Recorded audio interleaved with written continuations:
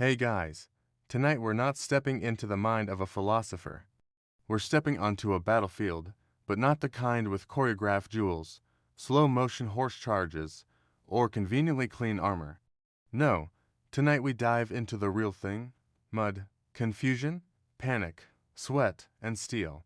This is what actually happened in a medieval battle. And spoiler alert, it looked nothing like the movies.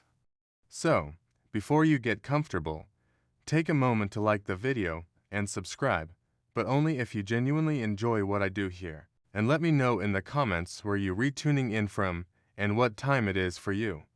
It's always fascinating to see who's joining us from around the world. Now, dim the lights. Maybe turn on a fan for that soft background hum. And let's ease into tonight's journey together. You awaken to the sound of something between a horn and a man screaming the word march like it owes him money.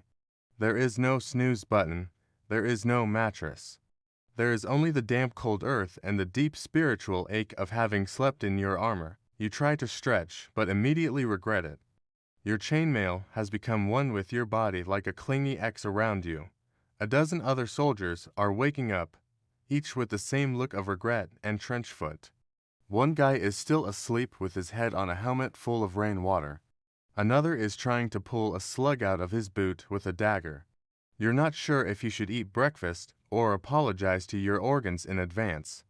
Breakfast, by the way, is what we'd call historically significant disappointment. It's a crust of bread so hard it could deflect arrows, possibly made last Lent.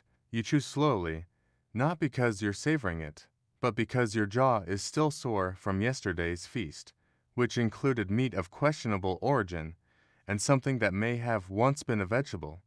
You wash it down with warm ale because medieval water was a game of bacterial roulette. There's no time for grooming, not that it matters. You haven't seen your own face in weeks, and frankly, that's for the best. You splash a handful of swamp water on your cheeks for the illusion of hygiene, then strap on gear that smells like it's been fermenting in fear. Then come the orders: form up, move out. Yelled by someone on a horse who clearly hasn't walked a mile in his life. The army stirs, men grumble, armor clanks, and someone is already limping from stepping on a pointy rock while barefoot. The mud sucks at your boots like it's trying to claim your soul. You haven't even made contact with the enemy yet, and you're already exhausted, damp, hungry, and vaguely regretting your entire life. And you know what the worst part is? This is one of the good mornings. The command is given, march, and so you do. Not because you want to, but because the alternative is staying behind and getting accused of desertion, which usually ends with something being chopped off. So, you trudge forward, one squelching, miserable footstep at a time. The ground is less earth and more moist despair. Mud is a given, but this is no ordinary mud. It's the kind that sucks at your boots like it's trying to steal your soul, or at least your left foot. You stop to adjust a strap and instantly fall behind, drawing glares from the man behind you, whose face says, "I will eat you if this slows me down again." Armor, it turns out, was not designed for hiking. It cacks, it pinches, and it rubs in places you didn't even know had skin. Your shoulders ache, your thighs burn, and your inner thighs are forming an alliance against you with every clanking step. You are essentially a walking iron sausage being slow roasted in your own sweat. The air smells like livestock, cheap onions, and fear. Someone ahead passes gas with the kind of force that suggests they lost a battle with last night's turnip stew. You try to breathe through your mouth, but immediately regret that decision, too. You pass a dead hedgehog, a broken cart, and what might be a toe. No one stops. Stopping is for people who enjoy being yelled at. The sergeant yells anyway. He doesn't stop yelling. It's his entire personality now. Morale is non-existent. Some men sing war songs to cope. Others mutter prayers. One guy in the back screams into the wind. No one stops him. Honestly, it helps. At one point, you think, maybe the enemy will surrender before we get there. Then you remember they're probably thinking the same thing. which means this is going to end with someone panicking, everyone stabbing, and you trying to remember which end of the spear goes where. After hours, a hill appears, of course it does. Every medieval battle takes place at the top of a stupid hill. As you begin the ascent, someone slips and rolls down. No one helps, they're better off now. And still, you march. Eventually, you arrive at the place where you'll not sleep tonight. The battle camp, its less base of operations and more organized outbreak. There are tents, sure, if you're nobility. The rest of you get a patch of mud slightly less cursed than the rest. You stake your spot by collapsing on the ground and calling it a bed. Your neighbor does the same. Congratulations. You've started a trench community. The smell hits you next.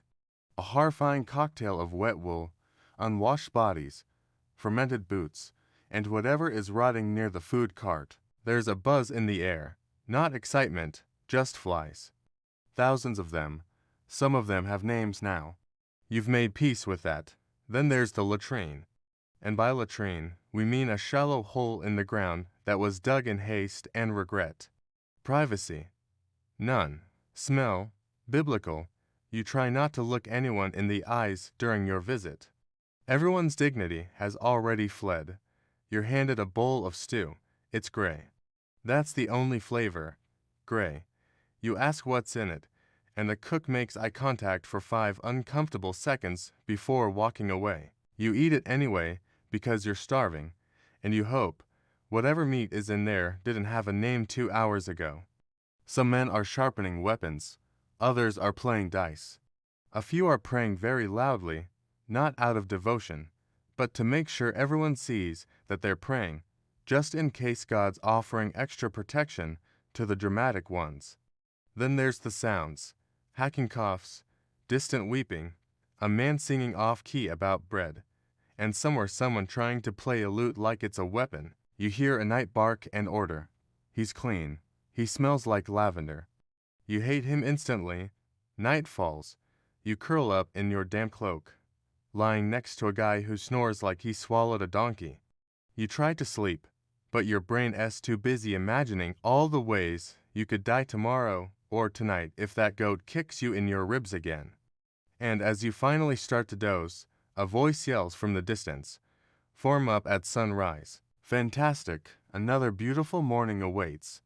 Dawn breaks, and with it comes the icy realization that you're going to die in a field, probably soon, possibly before lunch.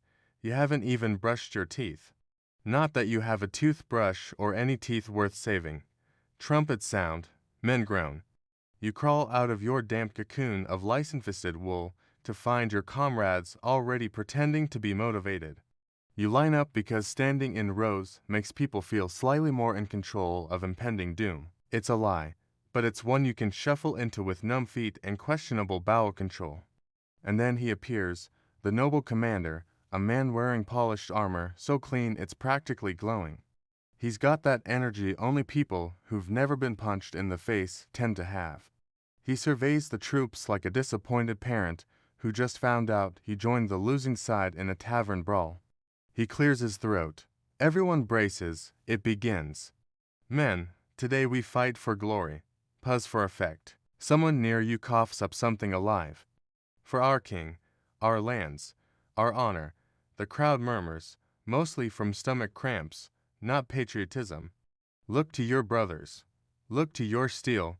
You glance sideways. The man next to you is visibly shaking and has his helmet on backward. His steel is bent. The enemy fears us. They probably don't. They probably have their own guy yelling the same thing in another accent. If you die today, oh good, the cheerful bit, you die as heroes. You suppress the urge to raise your hand and ask, can I die later? Maybe as a baker. Then comes the bit about God. God is on your side. Which is reassuring except you're fairly sure God's been busy smiting everyone equally this season. The speech ends with a sword thrust to the sky and a mighty shout of forward. No one moves. A few guys blink. One guy sneezes. The shouting continues until someone finally shuffles forward and the rest reluctantly follow, not out of conviction. Mind you, mostly because standing still means the commander might single you out for a volunteer job. And you've heard what happened to the last volunteer. Thus ends the pep talk. You are now spiritually prepared to panic with a purpose. So now it's time to form ranks. A noble phrase conjuring images of precision, discipline, and strategy. What you actually get a very confused clump of people vaguely facing the same direction, half of whom are still trying to put on their helmets.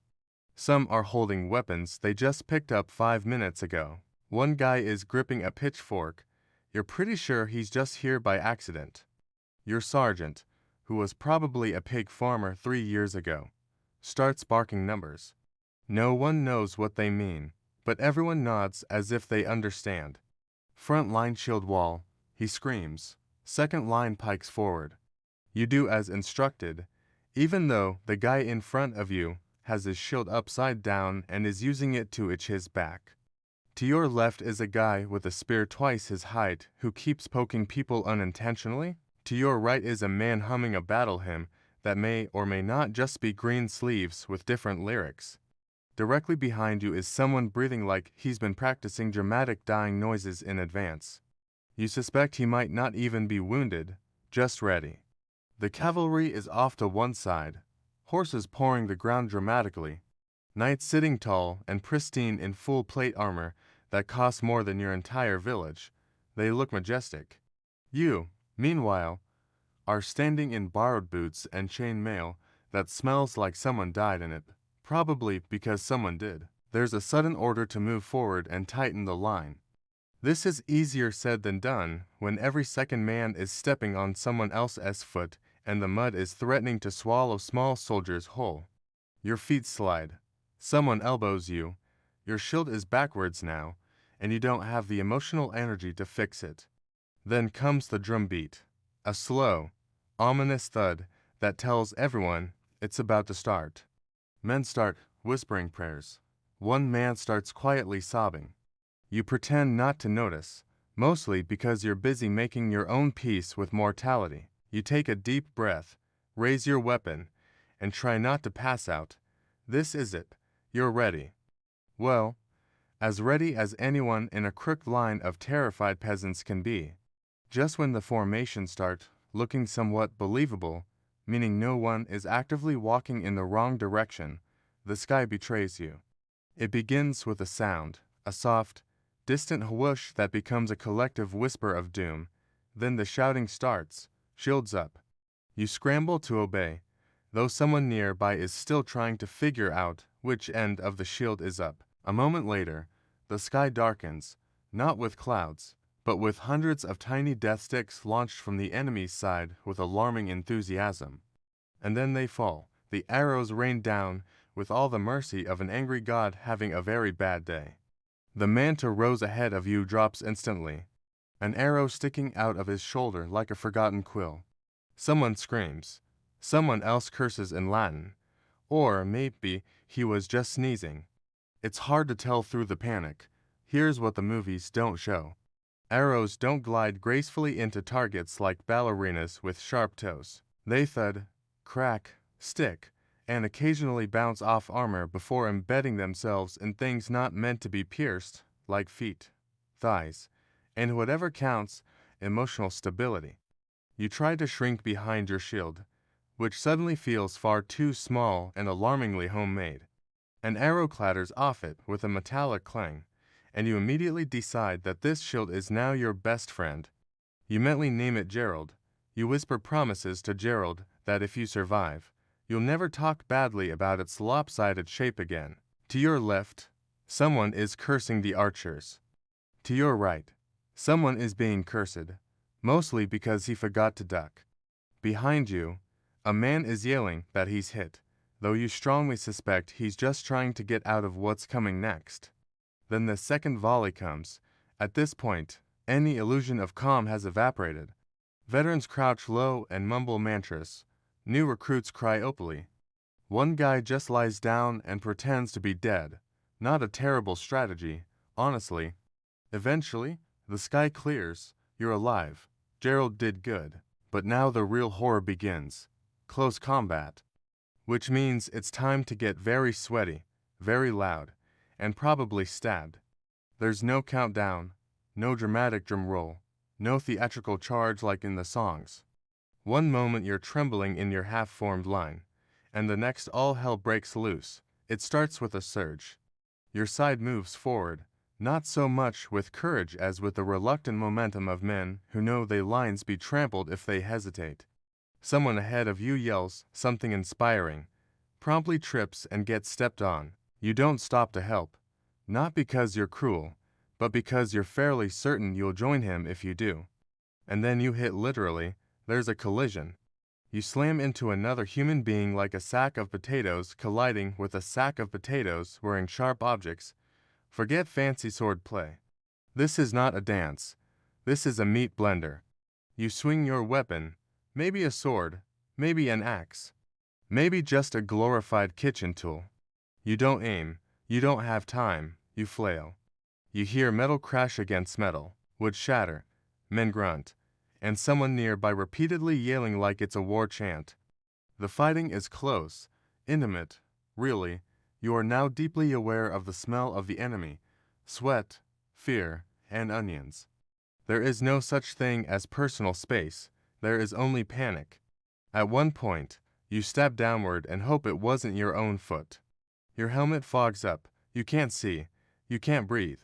Someone's shoulder slams into your ribs, and you both stumble sideways, gasping. There's blood on your gauntlet. Not yours, probably, could be, doesn't matter. A man swings at your head. You duck out of reflex, he hits someone else. You exchange a brief glance, half apology, half shrug. There's no time for blame, only surviving. You try to remember your training, but it mostly consisted of swing hard and don't die. So, you keep swinging, occasionally hitting, mostly missing. Every now and then, someone falls. Sometimes they scream, sometimes they go quiet instantly. You try not to look. This isn't a movie. This is a bar fight at the world's worst tavern with 500 angry men and no one to break it up. And it's just getting started. If you thought medieval battle would sound like the elegant clash of swords and heroic trumpets, you are breathtakingly mistaken. It sounds more like a livestock market colliding with a blacksmith shop during an earthquake. The first thing you notice is the screaming. It's constant. Not just from the wounded, though there are plenty of those, but from the living. Men yell to psych themselves up. They yell because they've been stabbed. They yell because someone stepped on their foot, or because they forgot whose side they were on and are now swinging wildly at anything that moves, including a bush. You've got the shrill screams of young lads who should have stayed in the bakery, guttural bellows from big men with axes, and the high-pitched, borderline apologetic whimper of a guy realizing he's wearing the wrong team's colors. Somewhere behind the lines, someone's shouting, "Hold the line," with all the hope of a man yelling at the tide to stop. No one listens. You can't even hear him. You're too busy dodging weapons and wondering if your left arm always made that clicking sound. Then come the weapons themselves. Swords clang against shields. Maces make a dull, horrifying thump when they connect with something soft, usually a face. Arrows whistle past your ears with the precise sound of regret. Occasionally, a spear cracks through armor, and the resulting shriek makes your spine reconsider its commitment to standing upright. But the worst sound, it's not the screaming. It's not even the dying. It's the wet sounds. Yes, wet. The squelch of someone stepping in something that used to be a person. The slurp of blood and mud mixing beneath your boots. The squish when someone lands badly and doesn't get up. These aren't sounds you forget. They take up permanent residence in your nightmares. You also hear armor clanking, men crying for their mothers, a horse screaming, which by the way is profoundly haunting, and somewhere unbelievably someone trying to sing a hymn badly and out of tune. Amid it all, your ears start to ring, not from injury, just overload. You start to operate on instinct because your brain's given up and gone on break, and still the screaming continues. If you were hoping for a cinematic slow-motion end where you deliver a final monologue before dramatically collapsing, I regret to inform you that's not how this goes. Most people in a medieval battle died unseen, unheard, and from behind. Usually by a guy who didn't even know your name. Sometimes it was even someone on your own side. You see, the battlefield is not a polite arena. It's a sweaty, chaotic mosh pit where everyone's one sneeze away from a fatal misunderstanding. One minute you're swinging your axe like you mean it, the next thunk. Something pierces your back and your knees betray you. You fall forward into the mud with the grace of a collapsing haystack. No one notices. No one has time. There are no final words. No hand to hold. Just you, the dirt, and the very strong suspicion that this could have been avoided if you'd become a monk. Then there are those taken down by horses. Not stabbed, not slashed, trampled. Nothing says ignoble death quite like becoming one with the soil beneath a panicked warrior named Buttercup. And let's not forget the friendly fire. Not the kind with explosives, but the kind where a poorly trained militia man swings a flail in a wide, hopeful arc and accidentally removes your ear or your head. Either way, you're remembered as that guy who stood a bit too close to Jeff. Some fall and are simply left behind. Whether unconscious, injured, or just deeply committed to pretending to be dead, they lie still while boots stomp past. Some of them live, some don't. It all depends on luck, mud, and whether a looter mistakes them for actual cargo. And sometimes it's insultingly random, a slipped foot on blood-soaked grass, a snapped ankle in a hole someone dug to poop in, or getting crushed under a panicked pile of men trying to flee, but going the same direction. In short, medieval death wasn't majestic. It was awkward, undignified, and almost always sudden. Which is why when a man survives, he's not celebrated for his bravery, but for his sheer dumb luck. Movies make them look majestic, galloping steeds ridden by chivalrous knights, charging nobly into battle like thunder-given legs. In reality, horses in medieval combat were less glory machines and more unpredictable battering rams with anxiety issues. When cavalry charges, you don't hear trumpets, you hear rumbling. Not the poetic kind, the kind that makes your ribs vibrate and convinces your lower intestines it's time to evacuate. You glance up and see them. Enormous war horses bearing down at speeds you didn't think possible from something that eats grass for a living. The knights look impressive from afar. Shimmering armor, fluttering banners, and fancy helmets that scream, "I paid extra for this." But up close, it's just screaming from them, from the horses, from you. Because here's the thing, horses do not care about your formations, they do not respect personal space, and they do not distinguish between enemy and guy just trying to stay alive. If you're in their way, you're going to get flattened into something archaeologists will one day label regretful smear. One man gets run over entirely, disappears beneath hooves and is never seen again. Another tries to grab a knight's leg, misses, and is kicked in the chest so hard he might now be legally classified as a belle. Some knights fall off, a surprising number, actually. Turns out slippery mud and full plate armor don't mix. When they crash, the sound is somewhere between a pantry collapsing and a church bell being punched. They then lie there like confused beetles, flailing and cursing as they try to stand up before someone sticks them with something pointy. And don't think the horses are immune to chaos.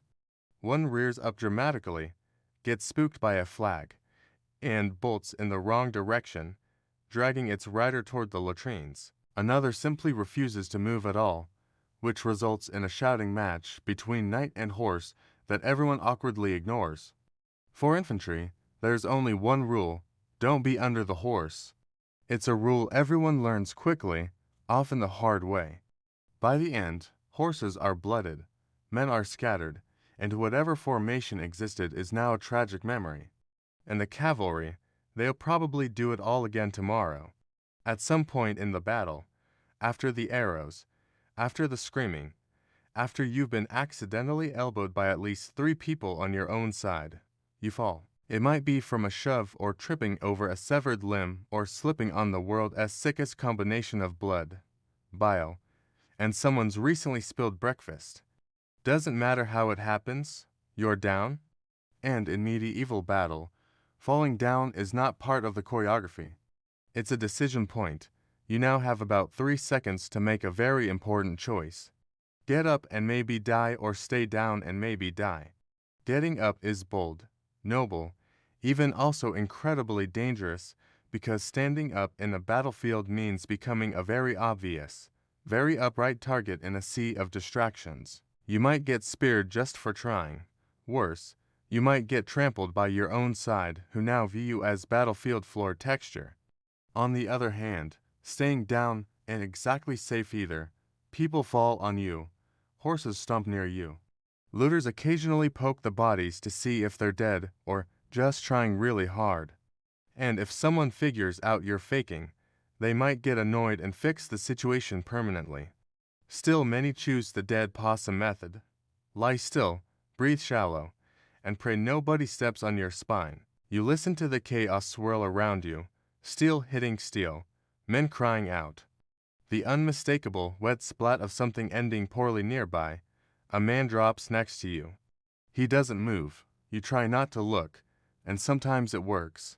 You survive by being the battlefield's most committed plank. Eventually, the fight moves on. The noise fades, and you're still breathing. Victory? Kind of. The problem is getting back up, because now you're covered in grime, blood, unclear whose, and the subtle shame of surviving via corpse impersonation. When you do rise, assuming you're not part of a new human pile, you look around, dazed, bent, and smelling like a haunted boot. No one cheers. No one notices. You're just another body that didn't stay down, which by medieval standards makes you one of the lucky ones. The battle is over. You're not quite sure how it ended? There was no dramatic banner raised, no villainous general shouting, "Retreat." As trumpets blared, one moment it was chaos, the next fewer screams, less clanging, more groaning. That's how you know it's done. The noise shifts from aggressive to exhausted. You look around, blinking through blood, hopefully not yours, and sweat. The field is littered with bodies, weapons, and the occasional boot that somehow separated from its owner and is now resting politely atop a rock. It's quiet, unsettlingly so. Someone mumbles, "We won," with all the enthusiasm of a man who just found out he gets to live, but only in a tent full of disease. Another guy is yelling, "Victory," while clutching his own arm, which is no longer fully attached. You nod in agreement, because technically, yes, you are upright, breathing, and mostly unperforated. That is victory, but the truth is, in medieval warfare, victory doesn't mean fanfare. It means not being dead yet. It means dragging your bruised, aching carcass back across the field to the camp, past fallen friends and former enemies, all of whom share the same expression. Really, this is how it ends. There's no celebration, no feast. You might get half a jug of war ale and some bread that's more weapon than food. A priest mutters prayers over the fallen. A few men search corpses for anything useful. One guy finds a decent pair of boots and declares the day a triumph. Your commander, somehow still clean, makes a speech about bravery and honor. You can't hear it. Your ears are still ringing and your brain is busy focusing on more important things like not collapsing. You think about the men who didn't make it. Then you think about your foot, which might be broken. Then you think about stew and immediately regret it, but you're alive, filthy, traumatized, possibly concussed, but alive, which in medieval terms is what they call a resounding success. You sit down on a rock, exhale, and say the same thing every survivor of every medieval battle has ever whispered under their breath. Never again. Then you get called back for another skirmish next week. After the swords are sheathed and the groaning becomes the dominant battlefield soundtrack, it's time for the least glamorous phase of combat, cleanup. You might assume this means burying the dead and tending to the wounded, and technically, that's part of it. But really, it's a mix of triage, looting, and a kind of horrifying medieval arts and crafts project where the materials are body parts. First, the medics arrive, and by medics, we mean men with knives, bad eyesight, and zero formal training. They specialize in phrases like, "That'll have to come off and bite on this stick." An experienced surgeon might use wine to clean your wound. A less experienced one might drink it first.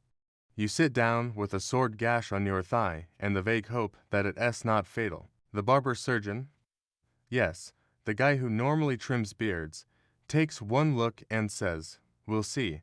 Then he pulls out a needle that's been sterilized by waving it near a candle. You do your best not to scream.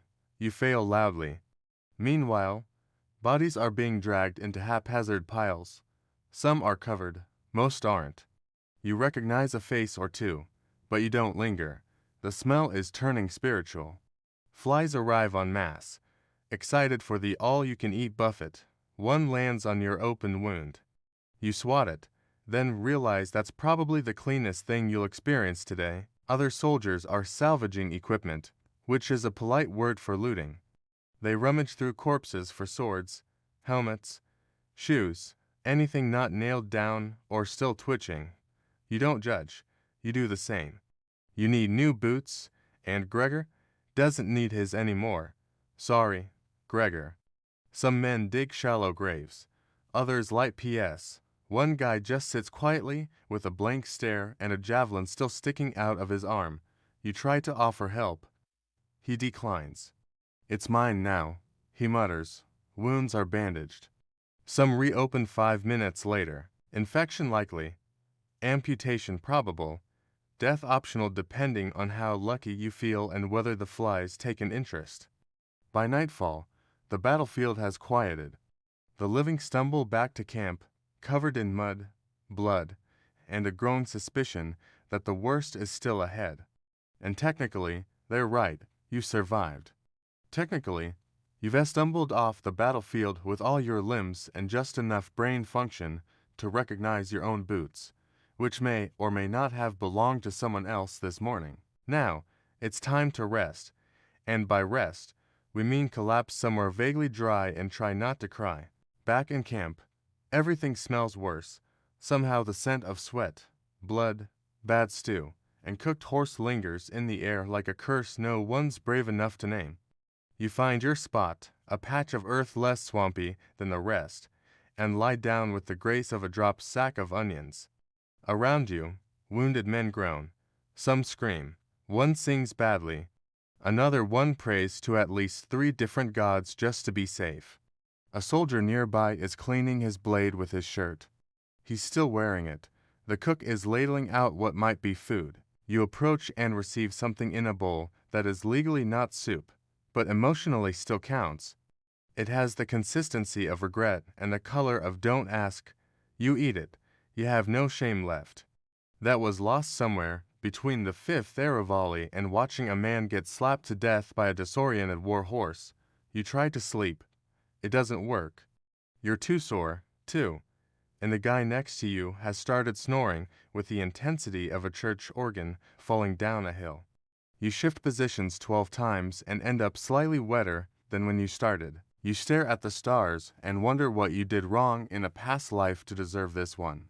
Occasionally, someone limps in from the darkness, dragging a sword and muttering something about, "Next time, there won't be a next time." There's always a next time. Your commander walks through camp pretending to look concerned. His armor is still polished. He's not bleeding. You hate him a little more. And yet, you're alive. Your body's one massive bruise.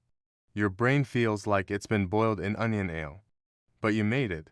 This is what passes for downtime in medieval war. Tomorrow, the cleanup continues, or worse, marching. Again, surviving a medieval battle doesn't earn you peace.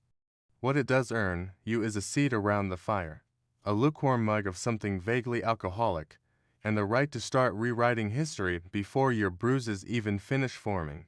This is how it always ends, not with a noble ceremony or a bard singing songs of your heroism. No, it ends with a bunch of filthy, traumatized men sitting on damp logs trying to one-up each other with stories that get more questionable by the minute. You listen as a man swears he personally took down 6 knights with nothing but a frying pan. Another claims he caught an arrow midair and threw it back. Someone else says he faced off with a war elephant in France where there are no elephants. You nod. You sip. You lie a little too. In your version, you didn't trip over a corpse and scream. You strategically repositioned. The part where you tried to crawl into a shrub to avoid cavalry, that becomes a stealth maneuver. You skip the moment where you begged a squire to hold your hand during the arrow storm because everyone here is doing the same thing, turning trauma into legend. It's not about ego, it's survival. If you can laugh about it, maybe it didn't scar you permanently. If you tell the story well enough, maybe it'll drown out the actual memories. The smell of burnt flesh, the look in a dying man's eyes, the sound of metal hitting bone. By now, someone's roasting a questionable piece of meat, and no one's asking questions. Laughter bubbles up, dry and slightly desperate. A man plays a lute that's missing two strings. The tune is off, but no one cares. A woman, a camp follower, patches a sleeve and hums like the world outside the fire's glow doesn't exist. You stare into the flames and think you lived through it barely, accidentally, miraculously. Soon you'll be on the road again, off to another fight, another glorious encounter. But for now, there's warmth, there's bread, there's the camaraderie of men who know exactly how much of your story is false, because theirs is, too. And for one night, at least, that's enough. Centuries before the Great Wall became a continuous monument slicing across northern China, the landscape was a chaotic checkerboard of kingdoms, each with their own ambitions and anxieties. This was the Warring States period, a time of relentless conflict when 7 powerful states clawed and bled for dominance over the Chinese heartland. These kingdoms, constantly at odds with one another, had little reason to cooperate. Instead, they raised individual walls, local makeshift defenses built from tamped earth, stones, and timber. These early fortifications were not part of some grand unified plan. They were desperate measures, the equivalent of drawing a line in the sand and daring your rival to cross it. More than barriers, they were statements of power. This is mine. Try and take it. But it wasn't just rival kingdoms they feared. To the north, beyond the cultivated fields and river valleys, roamed nomadic tribes, the Xiang new chief among them. Skilled horsemen who moved like ghosts across the steppes, raiding and vanishing before retaliation could even be organized. These raids weren't just inconvenient, they were existential threats. Livestock stolen, villages burned, and trade routes severed. The scattered states had little choice but to try and wall off the wild. The earliest of these regional barriers stretched for miles, but they were fragile, hastily constructed with rammed earth or layers of brush and mud. Some were reinforced with wooden stakes or crude stone blocks, but few were built to last. What they lacked in permanence, they made up for in manpower. Tens of thousands of peasants, conscripts, and prisoners were thrown into the grueling work, often with no choice and no rest. These isolated walls were often poorly maintained, crumbling in the face of time and weather. Still, they represented the beginning of an idea that China's northern frontier could be tamed, not through negotiation or diplomacy, but through sheer will and wall building. No single king envisioned the Great Wall as we know it today. That dream of unification, of a singular barrier stretching across the spine of China, would come later with the rise of an emperor who craved not just power, but eternity in stone. And so, amid dust and blood, the groundwork was laid, not for a wall, but for a legend. In 221 B.C.E., after centuries of chaos, a single man did what no one before him had. Unite all of China. His name was Qin Shi Huang, the first emperor of Thekin dynasty. And he didn't just want to rule, he wanted to redefine the landscape itself. Where others saw a fractured region stitched together by war, he saw the beginnings of an empire. And to protect it, he needed something colossal. One of his first decrees as emperor was to link and expand the existing regional walls built during the Warring States period. These individual barriers, some already decaying, others barely more than glorified trenches, would be joined into a single massive defense network to keep the nomadic Xiongnu and other northern tribes at bay. But this was no repair job. It was an engineering campaign of imperial scale. Qin's vision was not just about military defense. It was about power, unity, and control. A continuous wall symbolized not just the edge of civilization, but the edge of his personal authority. To build it, he conscripted hundreds of thousands, soldiers, peasants, prisoners, and scholars who had run afoul of the regime. Many were worked to death in remote mountain passes or scorching deserts. The wall earned a grim nickname among the people, the longest cemetery on earth, and yet the sheer scale of the project was unlike anything the world had seen. The materials were brutal and basic, rammed earth packed layer by layer between wooden frames. Workers stomped it down with their feet or pounded it using logs. Where stone was available, it was hauled by brute strength. Tools were primitive, the terrain was merciless. But Qin Chang was relentless. He didn't just build a wall. He built roads, standardized weights and measures, even unified the written script. In his mind, all of it, the roads, the rules, the walls, were part of one project to create order from chaos and leave behind an empire that would last forever. The original Qin wall may not have looked like the iconic stone structures we picture today, but it was the foundation. It was the beginning of a boundary that would rise, fall, and rise again through dynasty after dynasty. And next, it would pass into the hands of the Han, after the death of Qin Shi Huang and the swift collapse of the Qin dynasty. Many of his sweeping reforms were rolled back. But not the wall. The Han dynasty, 206 CE to 20 CE, which rose in the Qin's wake, recognized the same eternal truth. China's northern border was never truly secure, and so rather than abandon the project, the Han emperors doubled down, expanding, strengthening, and redefining the Great Wall. Under Emperor Wu of Han in particular, the wall wasn't just a military barrier, it became the backbone of imperial strategy. The Han launched massive campaigns to push back the Zhongnu, those same nomadic horsemen who had terrorized the north for generations. In doing so, they extended the wall farther than ever before into regions that would eventually serve as arteries of trade and movement for centuries. The Han didn't just rebuild the Qin walls, they adapted them. Instead of relying solely on rammed earth, they incorporated bricks, stones, and more sophisticated fortifications where the terrain allowed. Watchtowers were added at intervals, allowing soldiers to spot raiding parties from afar and light signal fires, an early warning system that let news of an attack travel hundreds of miles in a matter of hours. More than a military tool, the Han Wall became a logistical network. Garrison posts, signal towers, and supply depots turned the wall into a functional military road. Troops could move quickly, supplies could be relayed efficiently, and messages could travel with blazing speed by beacon or runner.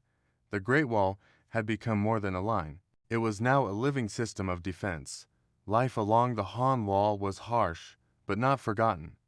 The empire stationed thousands of soldiers and settlers in remote forts, creating a frontier society where families, merchants, and outposts clung to imperial protection. Over time, these lonely stations became small communities, and in their shadows, cultures met. Han Chinese and nomadic tribes trading, mingling, and occasionally clashing in these dusty crossroads. By the end of the Han era, the wall had transformed into something new, not just a line of defense, but a symbol of imperial presence in the vast northern reaches. And yet, even the mighty Han could not hold the line forever. Next came chaos, collapse, and eventually a new dynasty with a bold new style of wall building. With the fall of the Han dynasty into 20 CE, China once again unraveled into political disunity and warlordism. What had been a powerful centralized empire splintered into rival kingdoms during the Three Kingdoms period, followed by centuries of instability. And as the emperors fell, so too did the priority of the Great Wall. Many stretches of the Han and Qin walls crumbled into dust. Neglect, erosion, and looting took their toll. Station outposts were abandoned. Watchtowers collapsed. In many regions, The wall became less a structure of defense and more a buried memory, half swallowed by shifting sands and creeping vines. Without a strong central government to maintain it, the Great Wall was simply too vast to preserve. But the threats from the north never disappeared. Nomadic powers like the Kand, the Ruan, and later the Gurks rose and expanded across the steppes. Some of these groups would eventually carve out their own kingdoms within China, blending cultures while redefining borders. The wall in these times was less a hard border and more a relic of an older vision of defense, a line that no longer matched the political reality. Yet, fragments of the wall still served local rulers. Some warlords and regional dynasties used leftover segments of the ancient defenses as the skeletons for new fortifications. Others mined the old walls for materials. Bricks and stones were repurposed to build homes, temples, or regional walls of their own. It was a slow cannibalization of a fallen empire's bones. Meanwhile, in the popular imagination, the wall faded. It was no longer an empire-wide project, but a thing of legends and old records. Chinese poets wrote of distant battlegrounds and border fortresses, painting the northern frontier as a cold, bitter place where men went to die and was seldom remembered. Still, even in this time of decay, the idea of the wall remained powerful. It lingered as a symbol of what China had once been and what it could be again. A dream of unity, strength, and clarity in the face of chaos, and that dream would stir once more when a new dynasty born from military conquest and fueled by ambition rose from the ashes. The Ming. But first, centuries more would pass. By the time the Ming dynasty came to power in 1368, China had seen centuries of invasion, collapse, and foreign rule. The trauma of the Yuan dynasty, ruled by the Mongols, was still fresh. The Mongol armies had thundered through the north and controlled China for nearly a century. When the Ming overthrew them, it wasn't just a political victory, it was a cultural reckoning. And with that came an urgent priority: never again. The Ming emperors saw the need for a fortified northern barrier not as symbolic, but as utterly practical. And unlike the earthen ramparts of the Qin, the decentralized garrisons of the Han, the Ming Wall would be something different entirely: stone, brick, and firepower. Construction began in earnest during the late 1400s and ramped up in the 1500s, particularly under the direction of generals like Qi Jiwang, who saw the wall not only as defense against nomadic Mongol raids, but as a means of projecting Ming control. This was a dynasty that wanted permanence, and it showed. They built with quarried stone and kill-fired bricks. The ramparts were reinforced, drainage systems were added, watchtowers rose at regular intervals, and beacons were installed to send up smoke signals in daylight and flames at night. This was the version of the Great Wall that most people picture today. Massive, winding, iconic, it stretched across mountains, snaked through desert plains, and clung to cliffs like a ribbon of armor. Some parts were as wide as a modern highway, others rose as high as a 3-story building, and all of it was meant to last. But the wall was more than just military hardware. Along its length, the Ming dynasty built garrison towns, supplied depots, and troop housing, creating a parallel society of soldiers, farmers, and administrators who lived and worked in its shadow. The wall wasn't just a line between China and the barbarians. It was a lifeline for the soldiers who defended it and the empire that depended on it. Still, the Ming Wall wasn't impenetrable. The nomads adapted, raiders found weak points, corruption spread among guards, and when the Manchus came, they didn't charge through the wall. They were let in, but before that fall, the Ming had done the impossible. They turned a myth into stone and made the Great Wall truly great. Behind the grandeur of battlements and parapets, the Great Wall was also a place of grit, monotony, and survival. For the thousands of men stationed along its vast length during the Ming dynasty, life wasn't heroic. It was harsh, cold, and often forgotten by the empire they swore to protect. Soldiers lived in fortified barracks and garrison towns scattered along the wall's spine. These weren't elite troops in polished armor. They were conscripted farmers, criminals, and peasants. Men who traded their freedom or futures for a bowl of rice, a pair of boots, and a crude bed behind stone walls. Some served voluntarily, seeking pay or honor. Others were sent as punishment, exiled to the frontier, where winter bit and boredom settled like frost. Each day began with routine, patrols, drills, maintaining the wall, hauling supplies. The wall itself constantly needed care. Stone shifted, mortar cracked, watchtowers required mending. Soldiers repaired what they could with frozen hands, braving sandstorms in the west or blizzards in the north. There were no holidays, only shifts, and the distant ever-present threat of a Mongol raid. Food was simple and often scarce: millet, beans, and salted meat. Vegetables were grown in small plots where soil allowed. If a raiding party struck a supply caravan, it wasn't just an inconvenience. It could mean starvation. Disease was common. Morale was low. Desertion, despite the punishment of execution, wasn't unheard of, but life wasn't all bleak. Families often accompanied soldiers, creating small, insular communities along the wall. Children were born in its shadow. Merchants traveled between garrisons, trading wine, cloth, and gossip. Some posts even saw cultural blending as nomadic groups, and Han settlers intermingled their trade, marriage, or uneasy peace.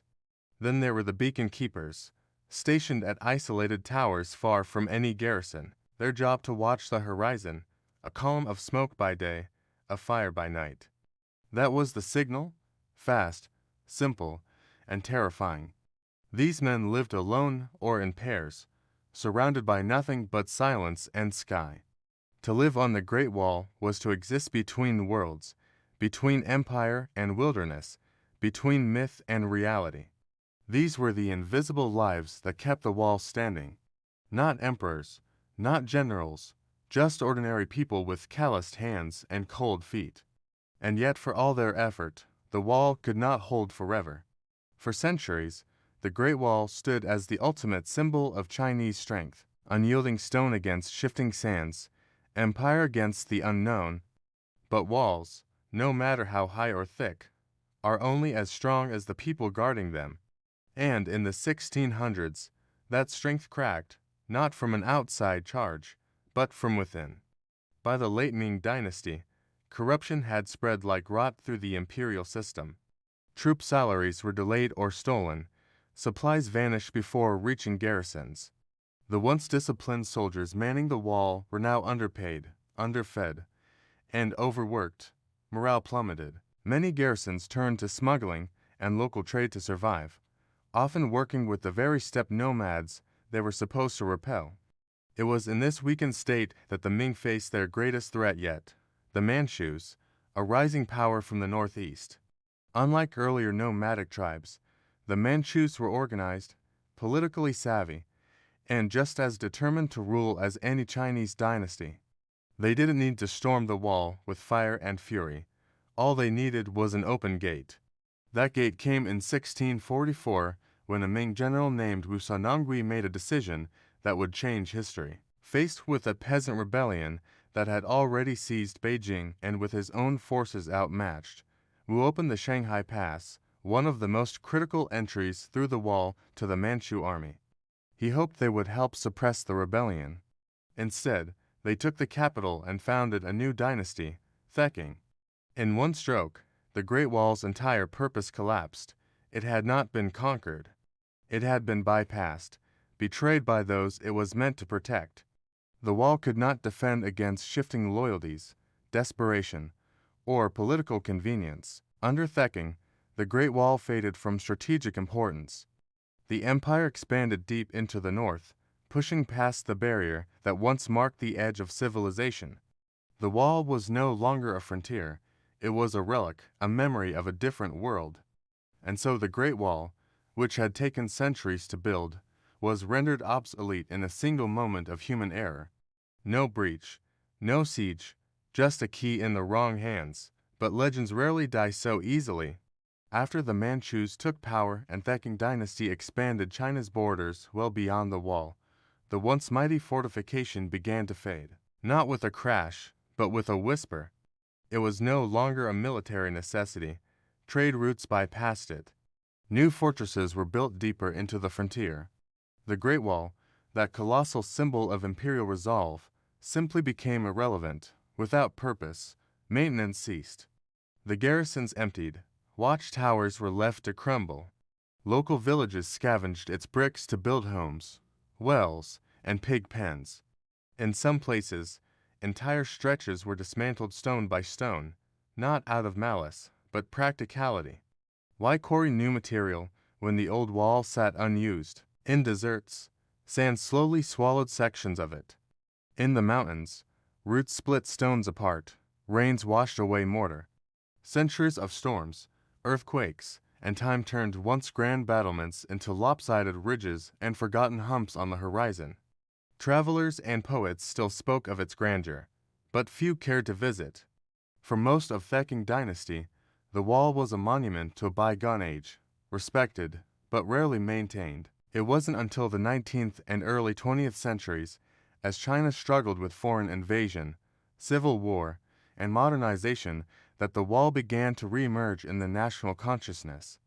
Foreigners, especially European explorers and scholars, started to arrive with wide eyes and notebooks. They romanticized it, they marveled at it. Some even misunderstood it, believing the entire structure had been built by one emperor or that it was visible from the moon. By the time the People's Republic of China was established in 1949, the wall had become more than stone. It was a symbol of Chinese identity, endurance, and ingenuity. Mao Zedong famously said, "He who has not climbed the Great Wall is not a true man," turning it from a ruin into a patriotic rite of passage. In the late 20th century, restoration projects began, particularly near Beijing. Tourists flocked to sites like Battling, where the wall was reconstructed to its main glory. Other sections, wild, broken, and authentic, remained untouched, slowly succumbing to nature. From forgotten ruin to global icon, the Great Wall had completed a strange journey. No longer a barrier of defense, it had become a bridge to the past, a reminder of what people can build when driven by fear, ambition, and dreams that stretch across centuries. The Great Wall of China is one of the most recognized structures on Earth, yet much of what people know about it is wrapped in myth and exaggeration. Contrary to popular belief, it's not a single wall, but a network of fortifications built by different dynasties over 2,000 years, stretching through mountains, deserts, and plains. It doesn't form an unbroken line, and no, it's not visible from the moon, but the truth far more fascinating. The wall is less about stone and mortar and more about memory and metaphor. It represents a civilization's long struggle to define itself not just against outsiders, but against the chaos within. It tells a story of emperors obsessed with order, of peasants forced into back-breaking labor, of generals whose legacy was measured not in victories, but in feat of construction. It's the product of ambition so great it left a scar visible from the sky. Throughout Chinese history, the wall has meant different things to different people. To emperors, it was a symbol of control. To soldiers, it was a prison of duty. To poets, it was a lonely place echoing with the wind and the weight of separation. And to modern China, it has become a cultural anchor, a reminder of endurance, strength, and national pride. Tourists come by the millions, hiking restored paths, and posing beside ancient watchtowers. They're drawn not just to the view, but to the myth, the idea that human hands could shape something so vast, so defiant it would outlast kingdoms, dynasties, even time itself. And in many ways, it has, yet large portions of the wall remain in ruins. Over 30% has already disappeared, eroded, or dismantled. Preservation is now a race against weather, development, and neglect. The challenge today is not to build the wall, but to remember and protect what remains, to preserve a past that stretches over continents and centuries. In the end, the Great Wall was never truly about keeping enemies out. It was about drawing a line between civilization and wilderness, between empire and uncertainty, between what was known and what was feared. And in doing so, it became something greater than defense. It became legend, stone by stone, story by story. The wall still stands, not just in the hills of northern China, but in the imagination of the world. The year was 1860 and America was a country on the brink of both greatness and collapse. With the rumble of civil war on the horizon and gold fever gripping California, one thing was painfully clear. The United States was growing faster than its communication lines could keep up. The East Coast was buzzing with telegram wires and railroads, but the West, it might as well have been another continent. Sending a letter from St. Joseph, Missouri to Sacramento, California could take 3 to 4 weeks on a good day. That was, of course, assuming the stage coaches weren't held up by snow, bandits, or the casual collapse of a rickety bridge.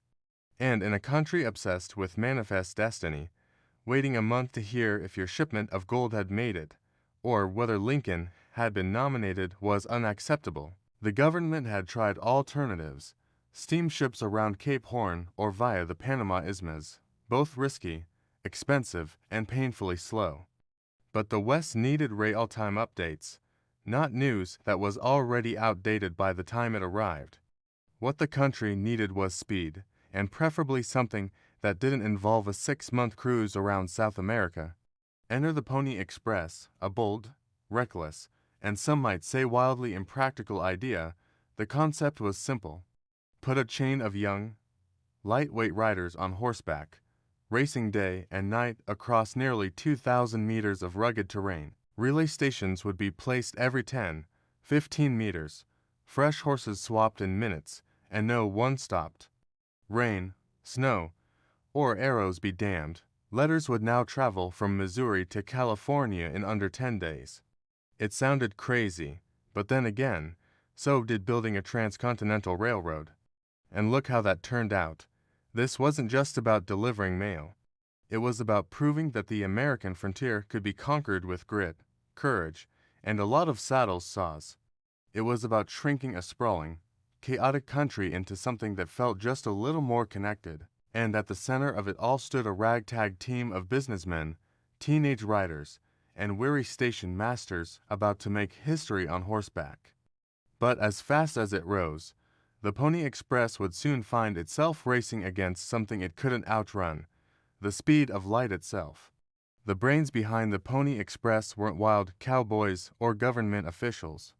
They were businessmen, ruthless, ambitious, and maybe a little desperate. William H. Russell, Alexander Major, and William B. Weddell were already knee-deep in the overland freight business. They ran supply lines to army posts across the West, hauling everything from barrels of flour to military cannons through Indian Territory and barren plains. But contracts were drying up and the economy was shaky. So they did what all great capitalists do when cornered. They gambled. Their new plan: launch the fastest mail service in American history and land a juicy government deal to make it profitable. They called it the Central Overland California and Pikes Peak Express Company, which, let's be honest, doesn't exactly roll off the tongue. The newspapers and public quickly gave it a more thrilling name, the Pony Express. This wasn't just a logistical venture. It was an allowed sprint across hell. The route stretched nearly 2,000 meters from St. Joseph, Missouri to Sacramento, California, cutting through the unforgiving heart of the American wilderness. There were mountain passes in the Rockies that swallowed wagon trains whole and deserts in Nevada where horses could collapse within hours. Yet Russell and company were convinced they could make it work. They built over 150 relay stations, hired about 80 riders, and bought 400 of the toughest, fastest ponies money could buy. Their first goal was symbolic: deliver Lincoln's inaugural address to California in record time. The plan was a PR stunt, but also a challenge to the Telegraph and the Stagecoach, two giants of 19th century communication. They launched the inaugural ride on April 3, 1860. A crowd gathered in St. Joseph to watch the first rider bolt out of town with a mail pouch slung over his saddle. Cheers erupted. A legend was born. Behind the scenes, the company was hemorrhaging money. Stations had to be manned, horses fed, riders paid, and equipment constantly replaced. But no one cared about the books, yet all eyes were on the trail. Could this audacious experiment actually work? What followed wasn't just fast. It was a blur of courage, chaos, and wild improvisation. Riders raced through blizzards, dodged ambushes, and sometimes crossed rivers still frozen over. They weren't just carrying mail, they were carrying the promise of a united country. And for a brief, shining moment, it worked. The Pony Express had one major requirement for its riders. They had to be young, really young, ideally orphans. That way, if they died on the trail, no one would complain too loudly. Drawing, right. The typical rider was between 14 and 20 years old, weighing no more than 125 pounds. The lighter the boy, the faster the horse. Ads famously called for skinny, wiry fellows, not over 18, orphans preferred. It was part job offer, part dare. And the ones who answered were a special breed, reckless, stubborn, and wired for speed. Among the most legendary was William Buffalo Bill Cody, who would later become a Wild West icon, though there's debate about how much he actually rode for the Express. The image of a teenage Cody charging through hostile territory with nothing but a revolver and a mail pouch helped fuel the mythos. Then there was Pony Bob Haslam, who completed one of the longest and most dangerous rides in Express history. 120 meters through Butte territory with fresh arrows sticking out of his shoulder. These weren't just delivery boys, they were adrenaline junkies. Riders galloped through sleet and sandstorms, often riding day and night with little rest. They carried a mula, a saddlebag designed to be easily tossed between horses, which held the sacred cargo, about 20 of letters, tightly packed and sealed in oilskin to protect against the elements. Every second mattered. Riders changed horses roughly every 10 to 15 meters, pausing only long enough to throw the mochila over a fresh saddle and gulp some water. Each rider would cover 75 to 100 miles in a single stretch, then collapse at a home station for food and rest, and then they'd do it all over again. Dangers lurked at every turn. Bandits, wild animals, river crossings, and attacks by hostile groups defending their lands from intrusion. The Express didn't carry weapons of war, but every rider had a revolver, a knife, and a lot of nerve. They rode alone through the night, often with no company except for the sound of hooves and the wind. Despite the danger, the Pony Express rarely failed to deliver. The mail got through, almost always. And in those fleeting 18 months, these teenage daredevils became legends, living, breathing symbols of American tenacity. While the riders got the glory, it was the network of relay stations, about 157 of them, that made the Pony Express work. Without them, there would have been no heroic dashes, number 10-day record times, and certainly no letters reaching Sacramento unscathed. These stations were the unsung heroes scattered roughly every 10 to 15 miles across deserts, plains, and mountain passes like tiny islands of civilization in an ocean of wilderness. There were two main types, relay stations and home stations. Relay stations were simple affairs, bare-bones structures where a rider would swap out their exhausted horse for a fresh one. The exchange was a pit stop in the purest sense, often completed in under 2 minutes. Picture it, a kid barely old enough to vote, galloping in at full speed, flinging the mochila onto a waiting saddle, and bolting off again in a cloud of dust. Home stations were spaced about every 75 to 100 miles and served as the rider's resting point. Here, the young men could eat, sleep, and attempt to recover before heading out again. These were often operated by station keepers and their families living in isolated cabins or sodas with little more than a fireplace and a sense of duty. Mail delivery depended on them. A missed horse, a closed gate, or a sleepy attendant could cause hours of delay, and that was unacceptable. Life at these stations wasn't glamorous. Supplies were scarce. Stations in the high desert or deep plains had to fend off raids, survive brutal winters, and deal with wildlife ranging from rattlesnakes to wolves. Station keepers often lived with a rifle within arm's reach and slept with one eye open, and yet, the system worked most of the time. Horses were strategically placed. Riders followed strict timets. Each station served as a heartbeat in the grand circulatory system of the Pony Express. Miss a beat and the whole organism suffered. But when it all clicked, it was magic. Messages that once took weeks suddenly arrived in 9 or 10 days. A letter sent from New York could pass through dozens of hands, hundreds of hooves, and across a continent's worth of peril, and still arrive ahead of schedule. The system was bold, fragile, and breathtakingly efficient. But it was also expensive, and now it was time to pay the bill. The Pony Express was fast. Blazingly, unbelievably fast for its time, but speed came at a cost. And not just in risk, sweat, or the occasional horse that dropped dead midget. The cost was very real, very financial, and very unsustainable. From the very beginning, the Pony Express bled money. Operating across 100 miles of harsh terrain required enormous resources. Just building the infrastructure, stations, barns, corral, and supply depots cost the founders around $200,000, a fortune in 1860. Then there were the horses. Hundreds of them, each bred for speed and endurance, not longevity. And of course, the riders and station workers all had to be paid barely. Each letter cost the customer $5 for half an ounce in the beginning. Adjusted for inflation, that's roughly $170 today, just to send a short message. Even when the price eventually dropped to $1, it was still out of reach for most Americans. The service was used mostly for urgent government or business correspondence. Think Wall Street, not Grandma's birthday card. Despite all the daring, all the glory, the Pony Express was never a profitable enterprise. The founders, Russell, Major, and Weddell had banked on securing a lucrative government mail contract, but that deal never came. The U.S. Post Office was reluctant to fund what many saw as a dangerous stunt, and political instability in the lead-up to the Civil War didn't help matters. By late 1860, the financial strain became unbearable. Horses needed feeding. Stations required constant upkeep. Riders had to be replaced.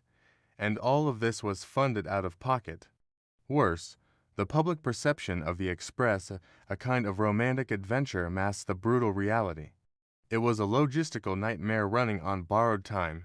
Then came the knockout punch. In October 1861, the transcontinental telegraph was completed. Suddenly, a message could travel coast to coast in mere seconds. No horses, no riders, no risk, just dots and dashes over a wire. It was the future, cold, efficient, and utterly unstoppable. 2 days after the telegraph line opened, the Pony Express shut down. 18 months, that's all it lasted, but in that short span, it became legend. And not because it made money, but because it proved something bolder, that America could outpace its obstacles.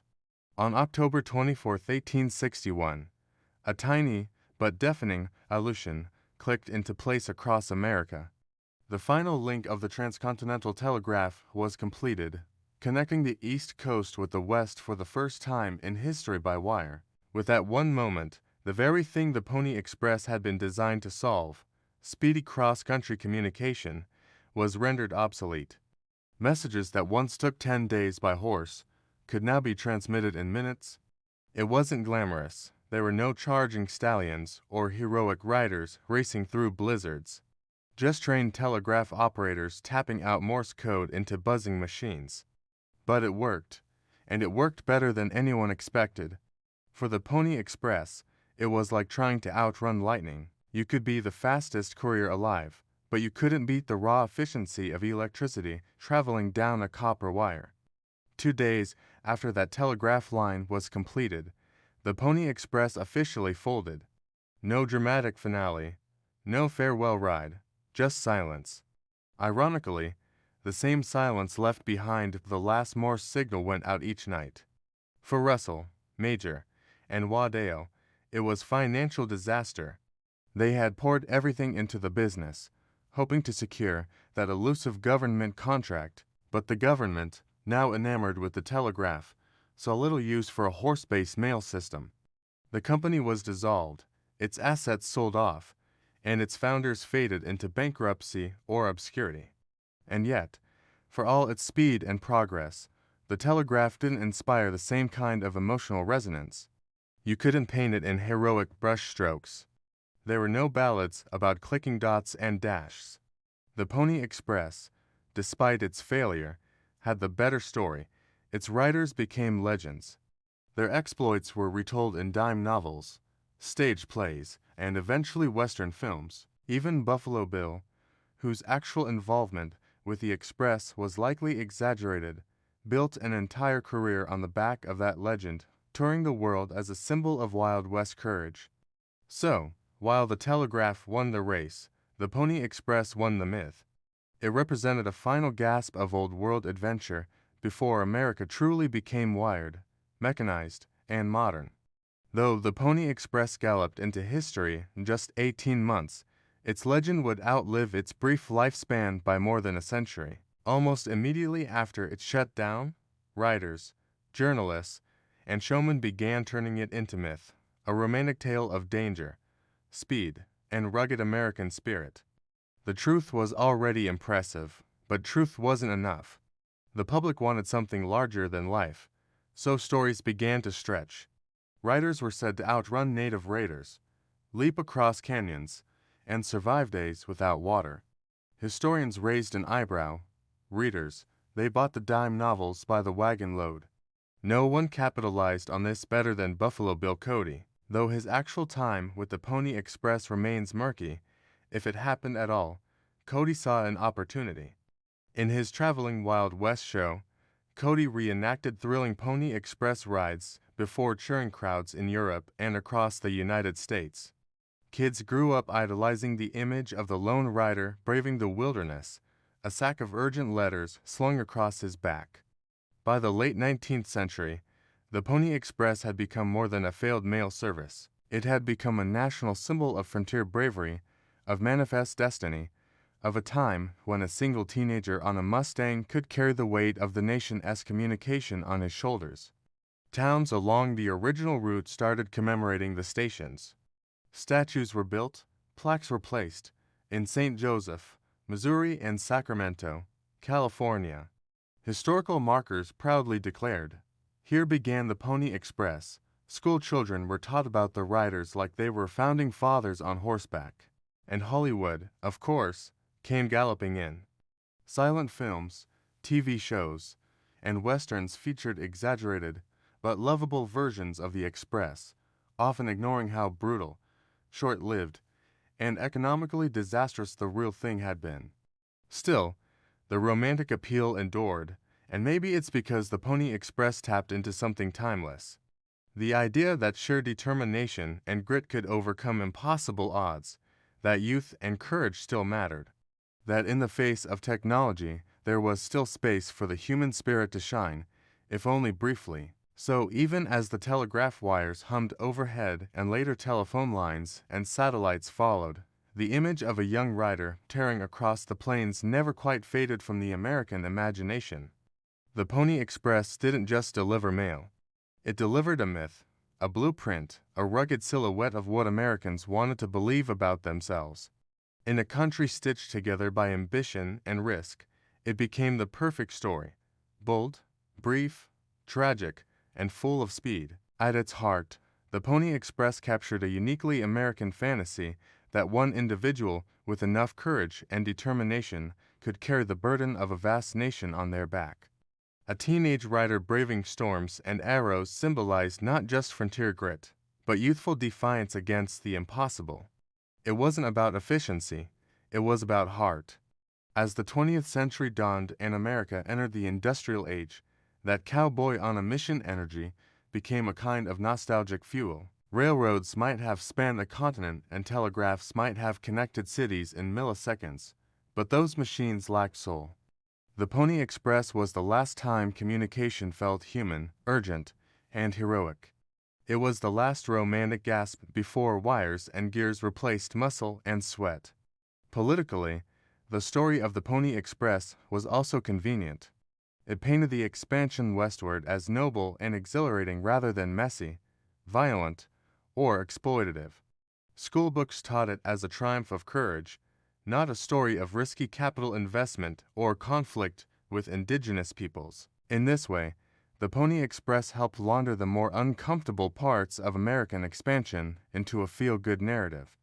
A teenager galloping through the desert is easier to celebrate than a land dispute or a bankrupt freight company.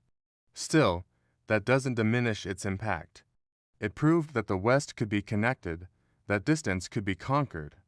And even though the Express failed financially, it helped pave the way, literally and figuratively, for the infrastructure that would follow: the telegraph, the railroad, the transcontinental highway. In a way, the Express was America's awkward teenage phase. Bold ideas, clumsy execution, high ideals, and a few broken bones along the way. It was a short-lived miracle that set the stage for something bigger. And even now, when modern communication happens with a tap, there's still something stirring about a lone horseman galloping into the unknown, because somewhere, buried deep in the dust, is the reminder that progress once came on for legs and raw nerve. On October 26, 1861, just 2 days after the transcontinental telegraph line went live, the last Pony Express rider galloped into Sacramento. There were no fireworks, no farewell parade, just a quiet end to one of the boldest communication experiments in American history. It was over just like that, but that final ride wasn't a failure. In fact, it was a victory lap. The Express had done its job. It had proven that a country as wide and wild as the United States could be connected quickly, reliably, and with human tenacity. Even though it was replaced by the flicker of telegraph signals, the Pony Express had set a standard. Urgency, bravery, and daring could still matter in a world of wires and machines. In the decades that followed, the Pony Express became almost mythological. Statues of galloping riders were raised in town squares. Reenactments were performed every July. Postal stamps commemorated its brief, breathless run. And historians, sometimes amused, sometimes in awe, continued to revisit those 18 months that changed how America imagined itself. It's easy to forget how fragile the whole thing was. Letters were carried in lightweight pouches that could be passed between riders in seconds. Horses were trained to run full tilt over cliffs, rivers, and mountains. Riders were barely old enough to grow a beard. There were ambushes, stampedes, and snowstorms. And still, against all odds, most of the mail made it on time. The Express also left behind something more subtle, a template for how Americans would view risk and reward. Silicon Valley founders and Wall Street gamblers often talk about Pony Express energy, bold moves made fast, with the odds stacked against you. It's still used as a metaphor for trying something insane just because it might work, even if it doesn't. Today, when you send a message across the planet in a second, it's hard to grasp what 10 days on horseback meant. But that's the point. The Pony Express isn't remembered because it lasted. It's remembered because it tried. For one brief shining moment, a bunch of kids on horseback outran the world. And though they were eventually passed by the telegraph, the telephone, and the internet, they did what few ventures ever do. They made history, and then they became legend. And that more than speed is what made the Pony Express unforgettable. Before the violin found its place beneath the chins of concert masters and soloists, before it filled opera houses and sonatas with aching emotion, it lived many lives under many names. Its story begins not in Italy, but far earlier in the vast wind-swept grasslands of Central Asia. Here, centuries ago, horsehair was strung across simple wooden bows to stroke the strings of instruments like the mourner and the rebab. These early bowed instruments, used by nomadic herders, produced low nasal tones that mimicked the human voice or the sounds of the animals they lived alongside. The idea was revolutionary. using friction rather than plucking or striking to sustain a note. It was the birth of an expressive technique that would echo across cultures. As trade routes flourished, these instruments moved westward along the Silk Road, through Persia, into the Arab world, and eventually into southern Europe. The reed in particular was carried into Moorish Spain during the 8th and 9th centuries, where it mingled with local traditions. Meanwhile, the Byzantine Empire developed the lyra, another bowed instrument that would later influence Eastern European designs. Each culture added something, a different tuning, a new shape, an extra string. These instruments didn't evolve in a straight line, they branched like a family tree. In medieval Europe, the rebab gave rise to the viol and the fiddle. Boxy-bowed instruments held against the chest or tucked under the chin. These were the tools of wandering minstrels and church musicians playing simple melodies in taverns, streets, and courtly halls. Their sound was raw but intimate, their construction basic but clever. The bow had arrived, and with it a new way of thinking about music, not as a sequence of short notes, but as a flowing, continuous voice.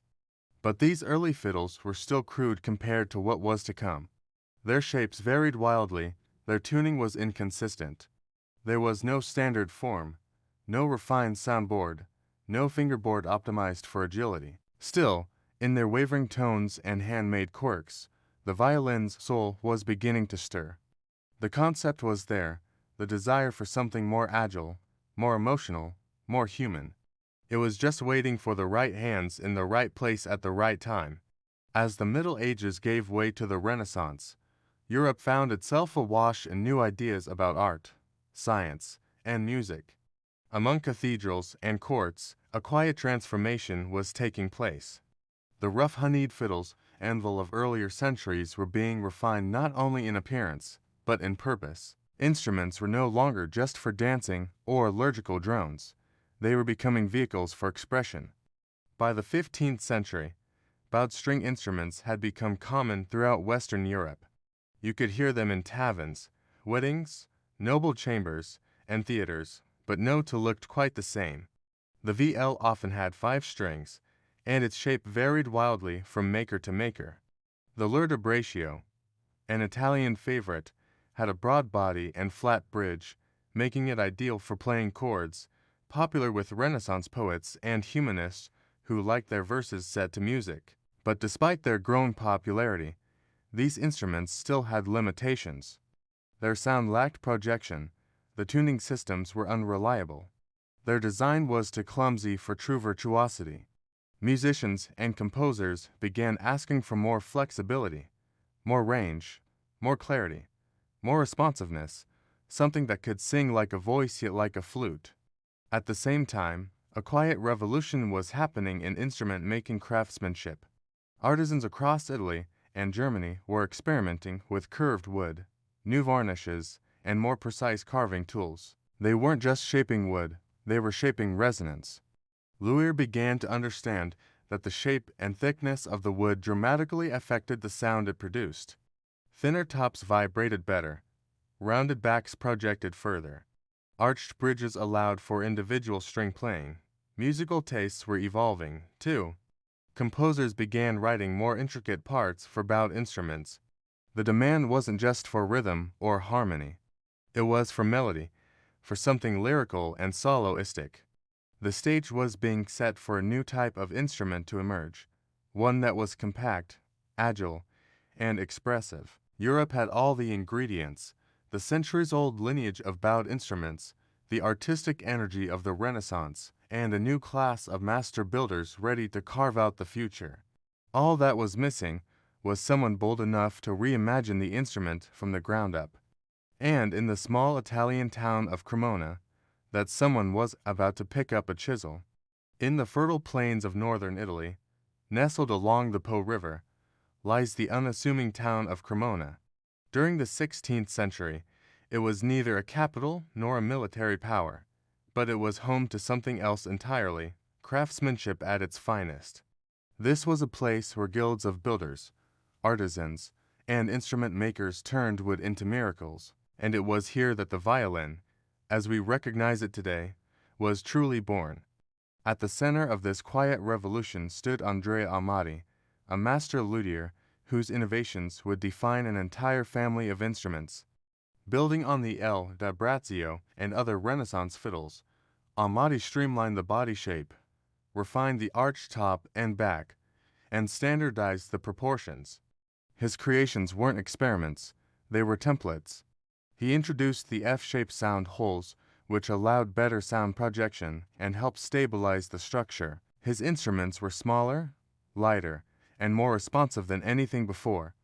And importantly, he tuned them in perfect fifths, a tuning system that gave the violin its uniquely vocal and agile range. By the mid-1500s, Amati's violins were being commissioned by royalty, including King Charles I of France, who ordered a set of 24 instruments for his court. These weren't just musical tools, they were status symbols, hand-painted and gilded, blending engineering and visual art. Cremona quickly became the epicenter of violin-making excellence. Other families followed the Amati tradition, most notably the Guarneri and Stradivari dynasties. They didn't just copy Amati, they refined, stretched, and deepened his vision. The violins coming out of Cremona were no longer anonymous workshop items. They were signed works of genius, each with its own tone and soul. Why Cremona? Some say it was the quality of the maple and spruce available nearby. Others point to the climate, perfect for drying wood slowly and evenly. Still others credit the tight-knit guild culture where techniques were passed down through apprenticeships and secrets. Never written, always spoken. Whatever the reason, Cremona became to violins what Florence was to painting, a birthplace of brilliance. From these narrow cobblestone streets, an instrument emerged that could whisper or weep, leap or lament, an instrument that would go on to shape centuries of music across Europe and beyond. By the early 17th century, the violin had outgrown its birthplace. No longer confined to the luthier shops of Cremona, it began to travel from court to court, chapel to chapel, and across the borders of Renaissance Europe. And with each journey, it gained power, prestige, and purpose. Italy, of course, remained the heart of violin culture. Composers like Claudio Monteverdi were among the first to feature the violin in formal compositions. In Monteverdi's Ora 6007, widely considered the first great opera, violins were used not just for accompaniment, but to express mood, emotion, and divine grandeur. The instrument was no longer a rustic fiddler's tool. It was a theatrical voice capable of seduction, sorrow, and triumph. Soon, Italian violinists and instrument makers carried their craft abroad. They moved to Germany, Austria, and France, where royal courts were eager to embrace the latest musical fashions. The violin became a fixture in chamber ensembles, prized for its clarity and brilliance. In Paris, the royal court of Louis XIV adopted it enthusiastically. The Sun King even had an official 24-member violin band, the Levancatravando, a powerful endorsement of the instrument's rising status. Meanwhile, Germany and Austria began developing their own schools of violin playing and construction. Makers like Jakob Steiner gave the instrument a broader, deeper body, favoring a warmer tone over the sharp brilliance of the Italian designs. Violinists such as Heinrich Bieber pushed the instrument's technical boundaries, writing demanding solo works filled with ornamentation and emotional complexity. Churches, too, embraced the violin. It accompanied choirs, filled stone cathedrals with soaring melodies, and took part in sacred oratorios. No longer considered sensual or secular, it was now accepted into the highest realms of spiritual music. By the end of the 17th century, the violin had become more than a curiosity. It was essential to composers, to performers, and to audiences. It was equally at home in a smoky tavern, a royal ball, or a candle-lit cathedral, and it wasn't done yet. Next came the golden age of violin making, and the rise of a name that would become synonymous with perfection, Antonio Stradivari. If Andrea Amati gave birth to the violin, Antonio Stradivari perfected it.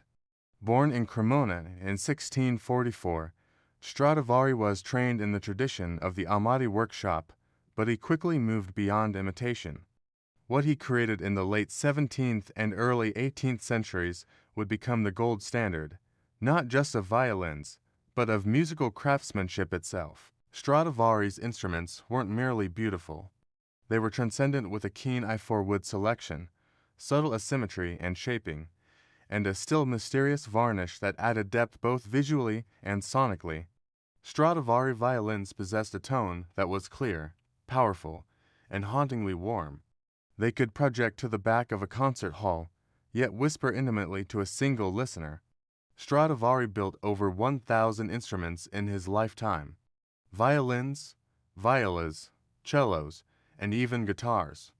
About 650 survive today, each one named like royalty: the Messiah, the Soil, the Lady Blunt. Many are still played by the world's greatest soloists.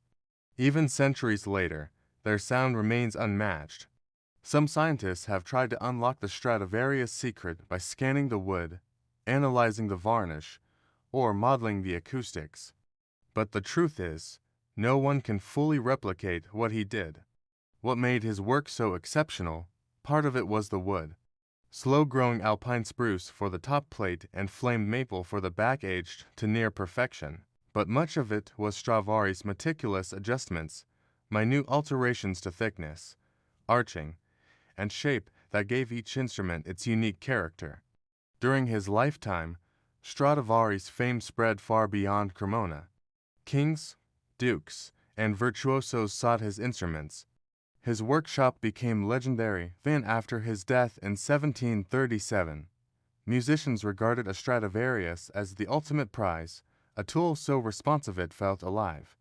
Stradivari wasn't the only great luthier of his time. The Guarneri family, especially Giuseppe Guarneri Dello, produced violins with darker, more aggressive tones favored by soloists like Paganini.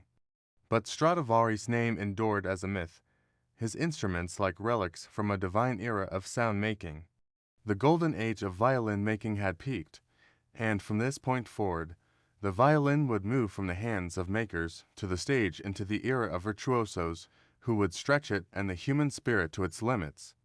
By the 18th century, the violin had fully evolved from a supporting voice into a starring role. It no longer just filled in harmonies or led dance rhythms. It began to speak as if endowed with a personality of its own. And in the hands of a new breed of performers, the virtuoso, the violin became an instrument of awe. One of the earliest stars was Arcangelo Corelli, whose elegant and expressive sonatas helped define the violin's role in Baroque music. He wasn't a flashy showman, but his playing was admired for its grace and control. His compositions laid the groundwork for generations of violinists, emphasizing phrasing, tone, and structure. Then came Antonio Vivaldi, the Red Priest of Venice. A fiery composer and performer, Vivaldi wrote over 230 violin concertos, most famously the Four Seasons. These pieces weren't just music, they were theatrical experiences filled with imitations of birdsong, thunderstorms, and pastoral dances. Vivaldi showed the world that the violin could not only sing, it could tell stories. As musical taste shifted toward the classical era, the violin remained at the forefront. Composers like Mozart and Beethoven wrote violin sonatas and concertos that demanded nuance, speed, and deep emotional intelligence. The violinist was no longer just a technician. They had to be a storyteller and a dancer, moving with the orchestra and breathing life into every phrase. But it was in the early 19th century that the idea of the violinist as a mythic figure reached its peak thanks to Niccolo Paganini. With his gaunt appearance, supernatural stage presence, and seemingly impossible technique, Paganini was more than a musician. He was a phenomenon. Audiences whispered that he had made a deal with the devil. His fingers flew across the strings in dizzying displays of double stops, harmonics, and left hand pizzicato. His 24 caprices for solo violin remain a towering Everest for modern players. Paganini changed everything. After him, violin playing would never be the same. He elevated the instrument's celebrity and ushered in an age where soloists were as revered as kings. With every bow stroke, the violin was no longer just an instrument. It was a voice, sometimes divine, sometimes demonic, always unforgettable. As the violin grew in power and prestige through the 18th and 19th centuries, it also became the cornerstone of the orchestra. Once a companion to singers and lutes, the violin now led the charge. Melodic, expressive, and versatile, it became the instrument composers relied on to carry their grandest ideas. The transformation began with the Baroque orchestra, where strings already formed the foundation.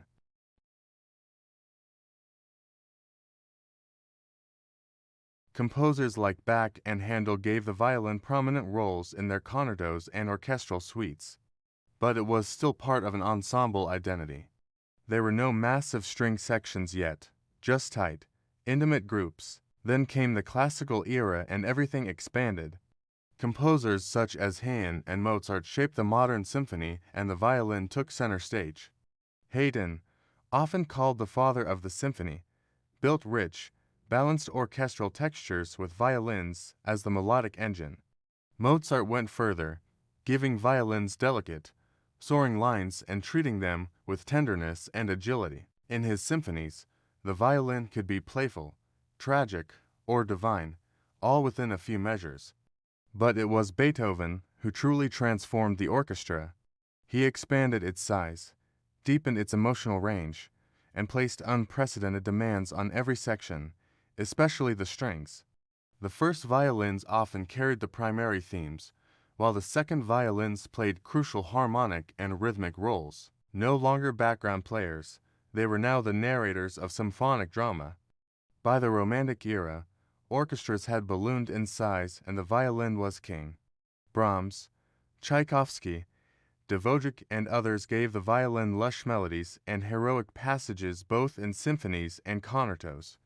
The orchestral violinist had to master nuance, endurance, and ensemble coordination, all while keeping up with rapidly evolving musical complexity. Conductors began relying on the concert master, the lead violinist, not just to lead the section, but to bridge the gap between conductor and orchestra. In many ways, the concert master became second in command, responsible for tuning, bowings, and setting the tone for the entire ensemble. From chamber groups to 100-piece orchestras, the violin had woven itself into the very DNA of Western art music. It wasn't just an instrument anymore. It was the voice of the symphony itself. By the 20th century, the violin had long since conquered Europe's concert halls, but its journey was far from over. No longer confined to the symphony or opera pit, the violin began to cross borders and genres, weaving its voice into cultures far beyond its Italian roots. In Eastern Europe, the violin had already taken on a vibrant, expressive role in Romani, gypsy music, long before it was ever featured in Tchaikovsky or Brahms. In Romani hands, the violin danced, cried, and dazzled with virtuosic flourishes and heartbreaking melodies. It became a voice of resistance and celebration passed down through oral tradition, not conservatory instruction. Across the Atlantic, the violin transformed again into the fiddle. In American folk, Appalachian, and bluegrass music, the violin shed its aristocratic clothing and put on worn boots. It became a communal instrument, leading barn dances, storytelling through reels and jigs. Its style changed too.